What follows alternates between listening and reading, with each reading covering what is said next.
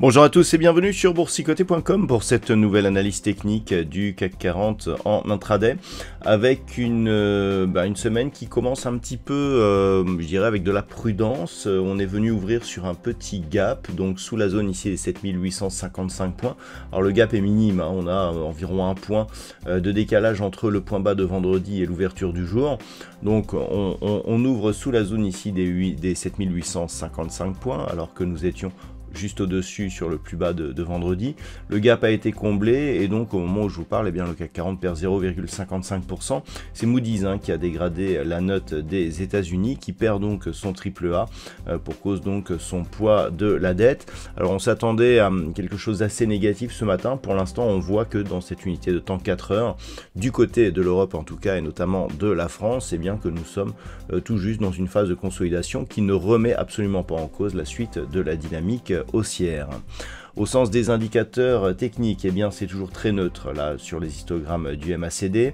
Au niveau du RSI, on est juste sous la zone de surachat, donc ces indicateurs sont légèrement positifs. Et au niveau des volumes, c'est très équilibré. On a eu une petite hausse des volumes pour le franchissement de la zone des 7855 points la semaine dernière, mais c'était lié à une expiration à 3 sorcières, donc on peut considérer que c'est assez équilibré. Donc pas trop, je dirais, on est vraiment dans la continuité pour l'instant. Il n'y a pas de rupture en tout cas dans cette dynamique au vu des indicateurs.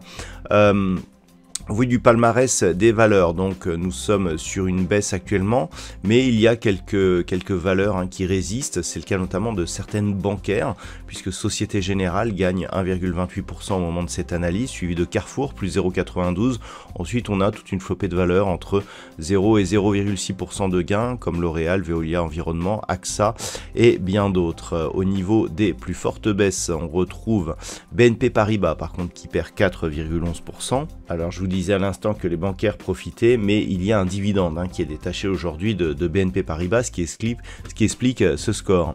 Donc le luxe par contre est mal positionné. Hermès perd 2% au moment de cette analyse, Air Liquide moins 1,58%, Kering et ST Micro sont sur des baisses proches de 1,4%, Stellantis perd 1%, tout comme Edenred et Saint-Gobain.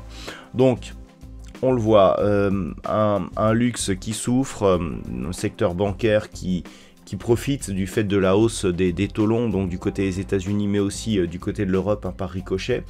Pas de gros impact pour l'instant sur l'analyse technique. On est venu marquer un nouveau plus haut vendredi. On consolide, mais on reste ici au-dessus de la moyenne mobile 20 exponentielle.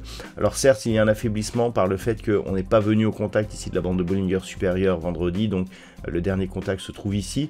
Malgré tout, tant que l'on reste ici au-dessus de cette moyenne mobile et globalement au-dessus de la zone des 7800 points, ça reste positif dans cette unité de temps.